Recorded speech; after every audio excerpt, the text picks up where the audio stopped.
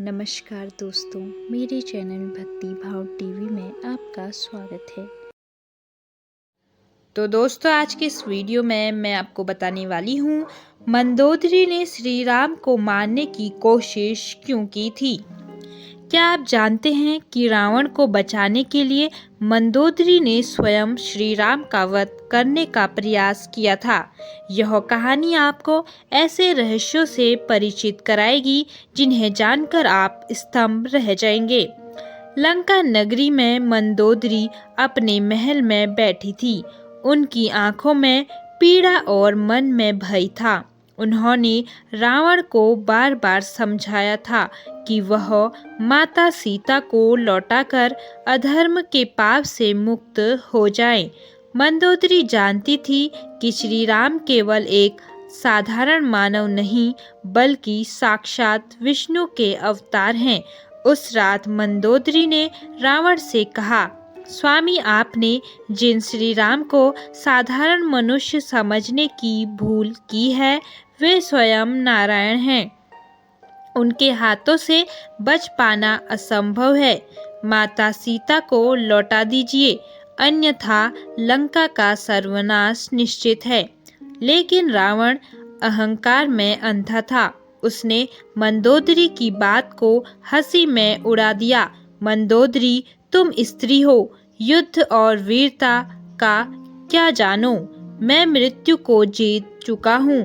राम मेरा क्या कर लेंगे? मंदोदरी ने आखिरी बार कहा, स्वामी, आपके अहंकार का परिणाम केवल विनाश है। यदि आप नहीं माने तो मुझे स्वयं कुछ करना होगा। रावण की हठधर्मिता और माता सीता की दुर्दशा देखकर मंदोदरी का हृदय व्याकुल हो गया। एक ओर उनका नारी हृदय सीता की पीड़ा से तड़प रहा था, तो दूसरी ओर उनका पतिव्रत धर्म उन्हें रावण के प्रति समर्पित रहने को कह रहा था। लेकिन मंदोदरी को ज्ञात था कि यदि रावण युद्ध करता रहा तो उसका अंत निश्चित है। उन्होंने एक साहसिक निर्णय लिया, स्वयं श्री राम का वध करने का प्रण। मंदोदरी ने रावण के राजमहल में रखे दिव्य अस्त्र शस्त्रों को देखा। उनके पास मायावी शक्तियां थीं जिन्हें रावण ने शिव तपस्या के बल पर प्राप्त किया था। उन्होंने उन अस्त्रों का प्रयोग करने का निर्णय लिया। रात्रि के तीसरे प्रहर में मंदोदरी ने अपनी मायावी शक्तियों का उपयोग कर एक तेजस्वी रूप धारण किया। वह एक योद्धा नारी की भांति दिखाई देने लगी। उनके नेत्रों में तेज था, हाथ में खड्ग और मुख पर अद्भुत तेजस्विता। रात्रि के अंधकार में मंदोदरी श्री राम के शिविर की ओर बढ़ने लगी। उनके मन में द्वंद्व था। एक ओर रावण को बचाने का कर्तव्य, दूसरी ओर धर्म का बोध। शिविर के बाहर लक्ष्मण पहरा दे रहे थे। मंदोदरी ने एक मायावी मृग का रूप धारण किया और लक्ष्मण का ध्यान भटका दिया। जैसे ही लक्ष्मण मृग के पीछे दौड़े, मंदोदरी शिविर में प्रवेश कर गई। वहां श्री राम ध्यान में लीन थे। मंदोदरी ने खड्ग उठाया और जैसे ही उन्होंने वार करना चाहा, श्री राम ने आंखें खोल दी। उनके दिव्य तेज से मंदोदरी का सारा साहस क्षीण हो गया। श्री राम मुस्कुराए और बोले, माता, आप नारी होकर युद्ध क्षेत्र में क्यों आई हैं? क्या आप मुझे मारने आई हैं? मंदोदरी की आंखों में आंसू भर आए। उनके हाथ से खड्ग गिर गया। वह श्री राम के चरणों में गिर पड़ी और रोते हुए बोली, प्रभु, मैं पापिनी हूँ। अपने पति को बचाने के लिए अधर्म का मार्ग चुनने आई थी, किंतु अब आपने तेज और करुणा से मेरा हृदय शुद्ध हो गया है। मुझे क्षमा करें। अगले ही दिन राम रावण युद्ध हुआ। श्री राम के बाण ने रावण का अंत कर दिया। लंका नगरी शोक में डूब गई। मंदोदरी रावण के शव के पास पहुंची। उनकी चीख से सारा आकाश गूंज उठा। स्वामी, मैंने आपको रोकने का हर प्रयास किया। मैंने भगवान राम को मारने का भी प्रयास किया, किंतु विधि का विधान अटल था। रावण का विशाल शरीर रणभूमि में निश्चल पड़ा था। युद्ध भूमि में चारों ओर वीरों के शव बिखरे थे। अशोक वाटिका में कैद माता सीता के नेत्रों में आंसू थे, किंतु उनके होठों पर राम के लिए प्रार्थना थी। हनुमान जी ने लंका में विजय का घोष किया, पर मंदोदरी उस क्षण को देख रही थी जब उनका सुहाग, उनका प्रेम और उनकी दुनिया धूल में मिल चुकी थी। मंदोदरी धीरे धीरे रणभूमि में चली। उनके नंगे पांव रक्त रंजित भूमि को छू रहे थे, पर उन्हें कोई होश नहीं था। उनके केस बिखरे हुए थे, आंखों में आंसू और हृदय में असहनीय पीड़ा थी।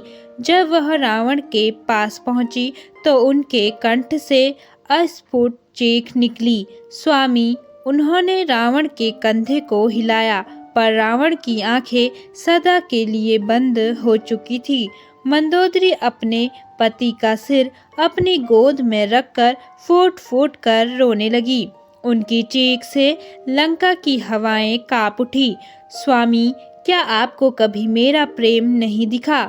मैंने आपके लिए देवताओं से युद्ध किया, आपके घोर पापों में भी आपका साथ दिया, आपकी रक्षा के लिए श्री राम को मारने तक का प्रण लिया, लेकिन अब आप मुझे अकेला छोड़ गए। मंदोदरी की आंखों में अब केवल पश्चाताप था।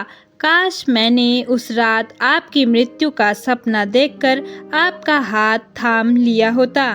काश मैं माता सीता का हरण रोक पाती।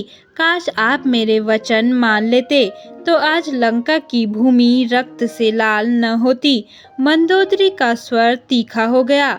वह लंका की ओर देखकर बोली, लंका, तू स्वर्णमयी थी, धन से भरी थी, पर अब केवल राख बन गई। तेरी गलियों में अब राक्षस नहीं, केवल विधवाओं की चीखें हैं। यह सब तेरे स्वामी रावण के अहंकार का परिणाम है। रावण के अंतिम संस्कार के बाद मंदोदरी धीरे धीरे श्री राम के शिविर में पहुंचे।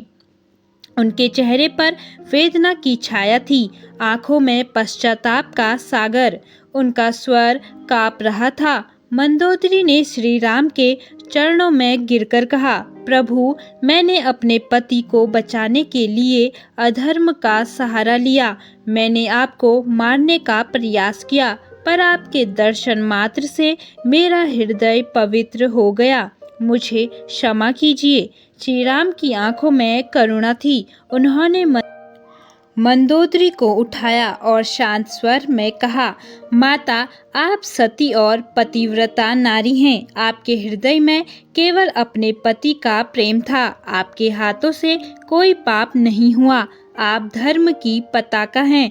आप पर कोई दोष नहीं। श्री राम की यह वाणी सुनकर मंदोदरी की आंखों में कृतज्ञता के आंसू उमड़ पड़े। उन्होंने पुनः चरण स्पर्श किया और कहा, प्रभु, आपने केवल लंका पर नहीं, मेरे हृदय पर भी विजय प्राप्त की है। उस दिन के बाद मंदोदरी ने सतीत्व और धर्म के मार्ग का अनुसरण किया। उन्होंने राक्षसी लंका को धर्म की लंका बनाने का संकल्प लिया। क्या ऐसी अद्भुत और अनसुनी कहानियाँ आपको पसंद आईं? यदि हाँ, तो मेरे चैनल को सब्सक्राइब करें और ऐसी ही बहुत सारी कहानियों, कथाओं और जानकारियों को सुनने के लिए मेरे चैनल को सब्सक्राइब करें। धन्यवाद।